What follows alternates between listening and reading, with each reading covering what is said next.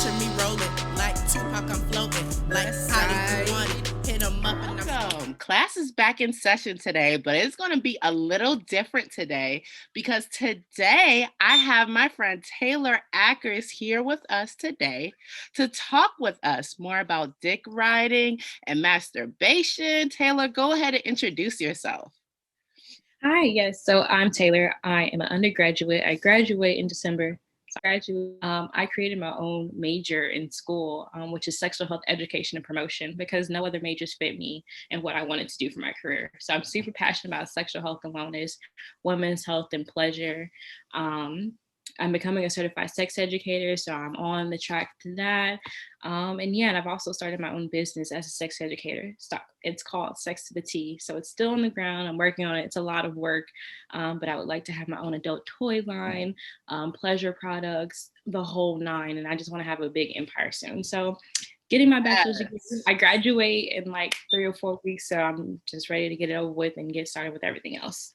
That is so great. I just wanted to mention, I wish that I would have thought about that when I was in college. I ended up graduating with a criminal justice major and a minor in political science. And now I'm thinking about going back and getting a certificate in human sexuality. So You should. The human sexuality certificate is great. Yeah. It's funny that you mentioned that because I'm actually, my final project for my senior project, I have to go through my sponsors and send them my whole portfolio for everything that I've been working on. And one of my classes was human sexuality, and that's what got me on track to this. That was my introduction. I already knew about sexual health and wellness, and I've been passionate about it, but I never knew it was sex, if that makes sense. When I was in high school, all my friends just come to me for questions about their periods and stuff like that. And I would always just know all the answers because I used to read books, and my mom would buy me anatomy books. And I would talk to my mom and my grandma about women's stuff. And they were very open about, things they had going on in their lives. So I didn't know I knew that was what I was going for. But I came to school trying to be an OBGYN, focusing on women's health. And then I took human sexuality, and I was like, I know all of this. And literally the first day when she went over the syllabus, and I was just oh my God, this is it. That was it. That was the moment I knew this is for me. This is my thing. And it was so exciting. That's so great. I'm glad you had someone to actually talk to you about questions that you had, because I grew up in a Haitian household and it was ain't nothing. I remember my first time telling my mom and my grandma, oh, my boobs are sore. Why are they so sore? And they just laughed at me. And I still don't get why they laugh at me to this day. But that just ties into my first question. Describe your first experience riding dick. I know a lot of women are kind of riding dick. I don't know if he's going to like it. I don't know if I'm going to do well. Give us your thoughts on that. Wow. I'm what was my first experience? I don't even know, because I didn't lose my virginity until college. So I knew all this stuff, but I never put it into practice until I turned 18, got to college, got on my own. And it more was an accident of how it happened.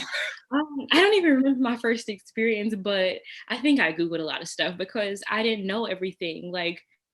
It's me learning stuff along the way, losing my virginity, and then taking those classes came hand in hand to me what I was doing in real life. So that's how I kind of started. But I'm just thinking I used to Google hella shit and watch Pornhub, honestly, because I didn't know. Wasn't able to talk to my parents about those things. When I lost my virginity, I didn't tell my mom. I was terrified. I was able to ask her some questions about my body, but sex. I remember I asked her a question about KY jelly because I didn't know what it was, but I heard about it. And I was I heard someone talking about it, and I thought that was petroleum jelly. And I asked her a question. She's like, where'd you hear that from? Her tone told me, this is not something I'm supposed to be knowing. So I knew not to go to her for those things, just because I didn't want to get lectured or told about pregnancy, because I knew all those things. But Google and the internet was my friend, honey. And I used to watch videos. I literally would Google how to ride dick, honestly, when I was 18. Oh my God. And, I mean, let me tell you, first thing you need is a good bed. I feel you need a good foundation. You don't need my boyfriend's bed is very squeaky. It's loud. this is not a good day to, like, right. I can't do it here ever because it's too loud and squeaky. You need a good foundation. You need Megan Thee Stallion ease. You have confidence in yourself as well, because I feel like it's more of a, like, sex, I don't say it's a confidence thing, but I feel like for women, you need confidence to get up there and know what you're doing, because you feel like you're being judged, because, like, oh, she gonna get on top, like she's gonna take control. So, like, people that are insecure, I feel like wouldn't try to do something like this unless they had a little liquor or something to boost their system. But, like, you got to get up there and just rock it. Like, say, fuck it, I'm gonna just do it. Like, surprise them. You know, you have to, like, push away all past those thoughts and just get up there, pop your knees, do your thing, ride on your feet, ride on your knees, do what you got to do. You know, look in the mirror if you need help adjusting, use lube. Like, I don't know, but I know I sometimes get still insecure doing it just because this damn bed squeaks too loud. I can't. I gotta make a good balance. Like, I need a silent bed. But honestly, I don't even like riding dick on it because it's a lot of work for me. I don't want to do it. Like, I don't like doing it personally just because it's too fucking loud. Like, I don't want to do it. It's a lot of, look, that stamina, like, I don't have Megan Thee Stallion knees. I don't know who knees I got. All right, look, we got arthritis in my family, so, you know, them knees is a little weak. I need some more stamina. Girl, oh my God. My first experience, I did not know what the hell I was doing. I just hear him say, oh, get on top. And in my head, I'm like, get on top. Get on top? Okay. Like, do what? What do I do? Do I move back and forth? Do I go in a circle? Oops, do I bounce up and down? Like, I didn't know what to do. And it, like, traumatized me so much because, like, that insecurity in the back of my head, every time I try to do it again. Every time I try to do it again, I'm like, you go back to that moment where you tried the first. I don't even know if it's good enough. And then what really helped me is, like, when I was living in New Orleans, like, I would say this was recent, maybe about 3 years ago. And I met this dude. He was a lazy fucker. He was a lazy sex person. He had lazy sex. Like, and I had to. I had to do something. I did. I had to learn how to ride. Otherwise, I didn't get no nut. You wouldn't get what you nothing. Right. It was like literally 3 minutes maybe in of him stroking, and he'd be like, oh, get on top. And he just tired. He's beat. And that's the end. And that's the end. I was like, oh my God. I would have been like, that's it. I would have been like, what do you mean? That eventually turned me off. I didn't even want to have sex with him at all because all you want to do is get on top of you and ride. You don't even want to put no work in. Like, but it kind of boosted my confidence skills too up a little bit. Yes. Like, now, like what you said about the confidence, like for real. Like if you have confidence and you just get on there working, they're like, oh my God. Right. You gotta throw in a little whoop-de-doo, you know, a little swirl. Look, when I ride the dick, I'm gonna spell your name. You just gotta throw in some shit. Like, you know, and it's not like they may not even know what you're doing, but it feels good. So you just gotta, like, you really have to have confidence within yourself. Like, don't even think like, oh, I can't do this. Like, and even if you fuck up, like, most of the time they ain't gonna notice. And if it's like noticeable, you're human. It happens. Like, my bad, bro. Like, you can. They gonna end up laughing too. They're like, it's good. Let me just hit it from the back. Like, right, laugh off. It's fine, boy. I be cracking the hell up every time I have sex. Like, I don't spare nobody, myself. I'd be like, oops, like, if I queef, my bad, bro. Like, yeah, if you can't laugh during sex with your partner, like, for real, like, it's already awkward enough half the time. Like, don't even make it more awkward. Flopping against somebody trying to get your nut. Like, what do you mean? I just can't. But the next question, we talked about dick riding. That was like a lot of information. So ladies, if you have any questions or any other things you would like us to touch up on later during a live, maybe please put it in the comment box down below. Our next topic is masturbation. So for me, masturbation was kind of like a taboo thing. I actually did not start masturbating till college. What about you? Yeah, till college. Wow. That's a long time. I don't know when people normally start. I started early, I feel. Really? And it was on accident, really. When I say early, I mean like childhood early. Yeah. but I didn't realize that that experience was for you, because it was like the opposite for me. Like I had sex first early, and then masturbation came later. Yeah, it was the opposite. Wow, that's interesting. That's like real, like that, like just blowing my mind, like not in a bad way, but it's like, wow, like, so I wonder how like like what pleasure means to you in that way, like because you're able to do yourself not last, but like I don't know, it's just like I don't know, the timeline is like whoa, like Right, because I was supposed to discover my body first, learn what yeah, I that's like what I think.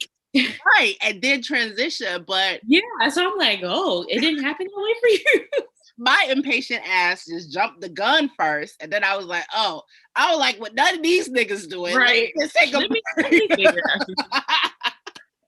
That's exactly what it was. Let me take a break and let me see what I wanted to do. And then when I finally did it, I was like, oh my God, why did I never do this? Mind blown. I know you had to be, because like, bro, like, oh my gosh. My first toy that I used, it was like a vibrator.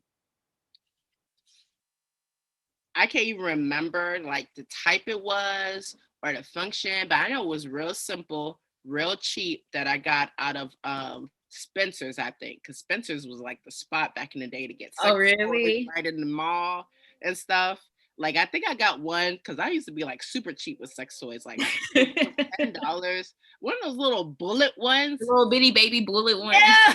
Okay, that pissed me off because like they die so quickly because you need the little watch batteries. But one session, if I really wanted to, like that ain't gonna do nothing. Seriously though.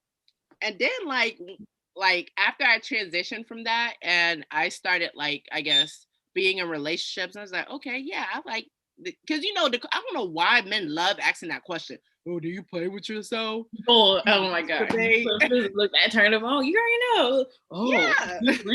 Bro, it'd be like the bare minimum thing. They'd be like, oh, you a freak. I'm like, because I know how to like pleasure myself, because I know you won't.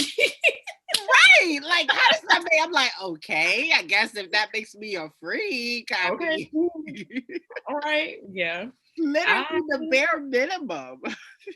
I discovered masturbation when I was like 4 or 5, unintentionally. Because I will never forget that moment. My life changed.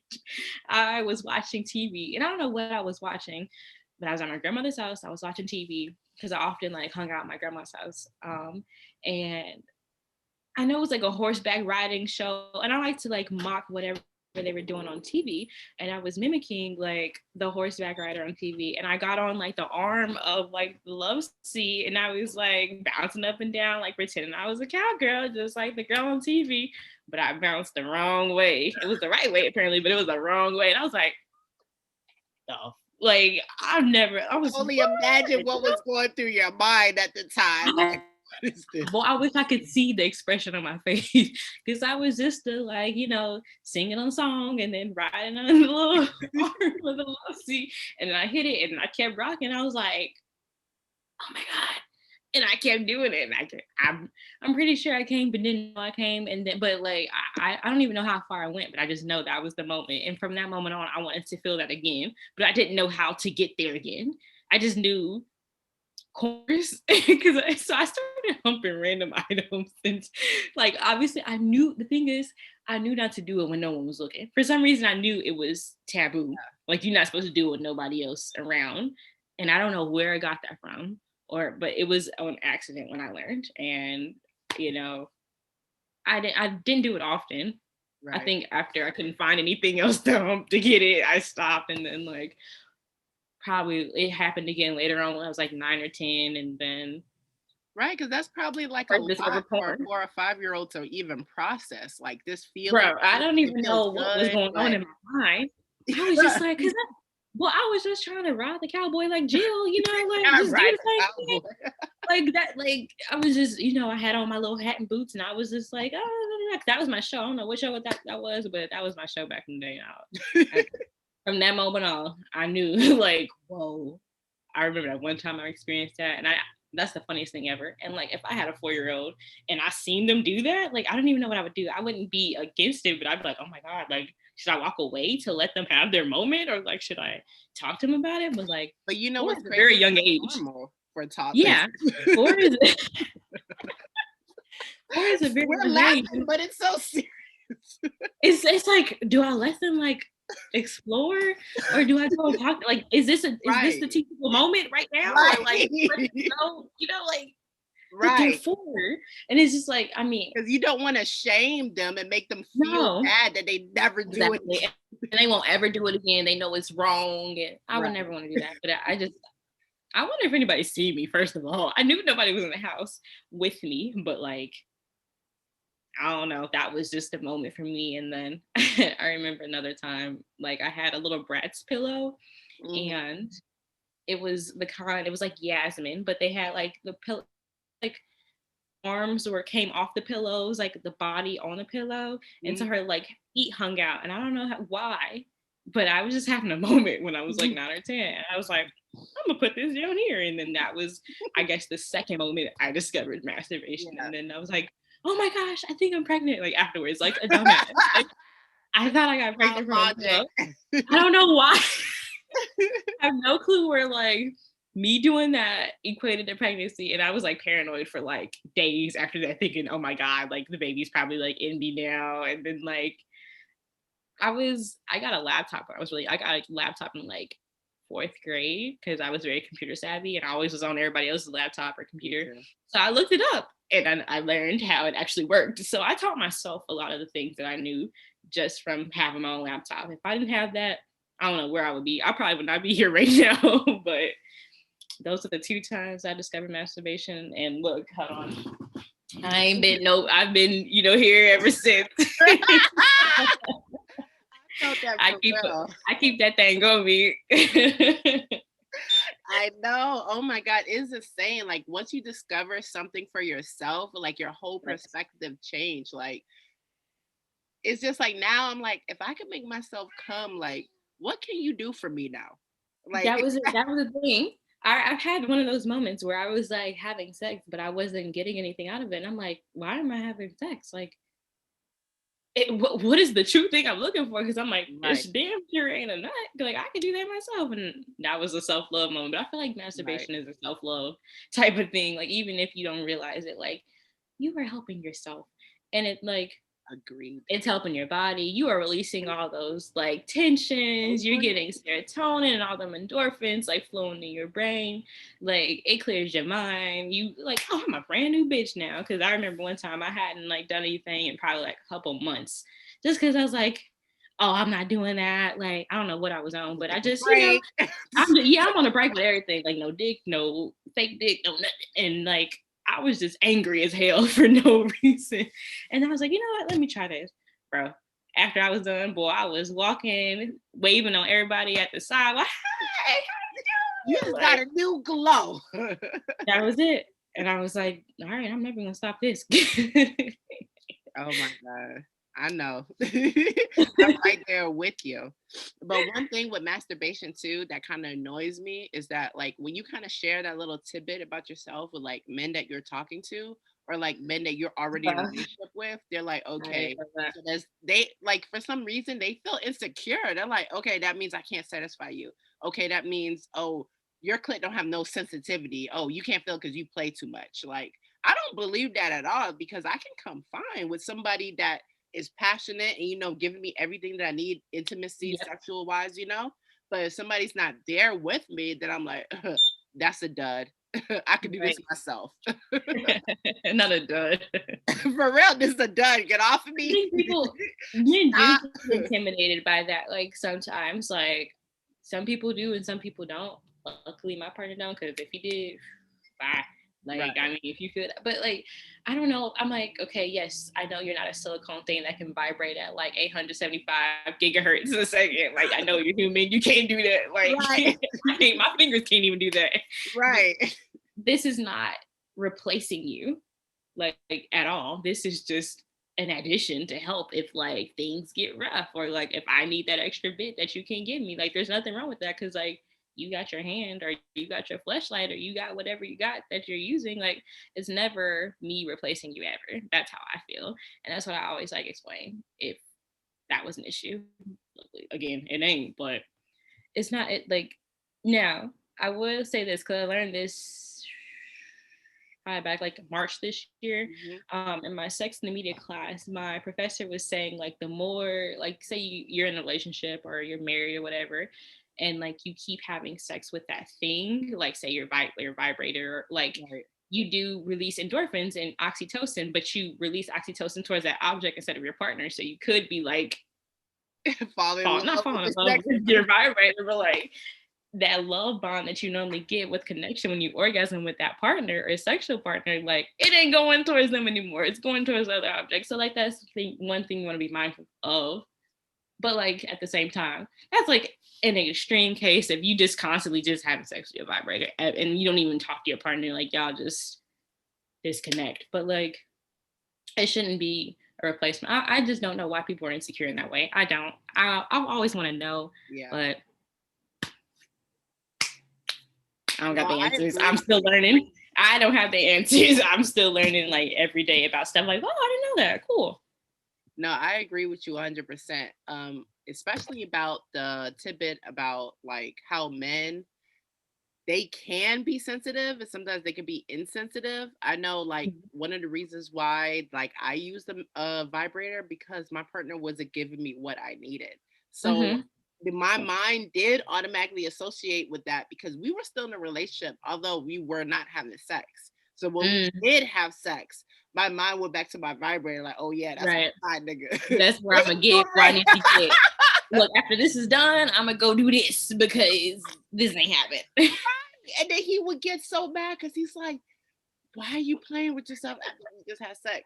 Obviously you didn't do the job. Like that was just too much for him to hear, that he could not take it as, okay, let me try to do better. I love her or I like her enough this much, let me try to do better. It was just like, oh well, your sex game ain't fine either. Your head sucks. Yep, and that's how it starts. That's how it always starts. Like, oh, when my feelings are hurt, well, I'm talking shit about you because my feelings are hurt, and I'm like, it ain't that deep. I'm not trying to talk shit about you, but this is what I need. If you cannot provide that, bounce. I mean, we can tell. Like, I don't have a problem sitting there talking about like this is what I need you to do because like, well, maybe I need you to like stimulate my nipples or do this or do that, and like maybe you're not. Like maybe you just all about yourself. And I don't want to say this, but sometimes most men just be about themselves and they're not. And so like you kind of stuck, but you have to vocalize and be upfront about it. You can't just sit there, especially if it's a brand new person you hooking up with or doing like, you can't expect them to know what you want because like people are not like ready. Say what you want. Like, and not every girl is the same. I mean, like there's some people, okay, yeah, it's like people like getting ate out, but like I don't always. Like maybe I need you to kiss me more, show more affection. Like you got to be vocal about what you need. Like, you can't like y'all can get naked, but y'all can't talk about what you need because emotions or like whatever. Then like well, it ain't no point. It's not no point to me at all. None. That just concludes our session for today.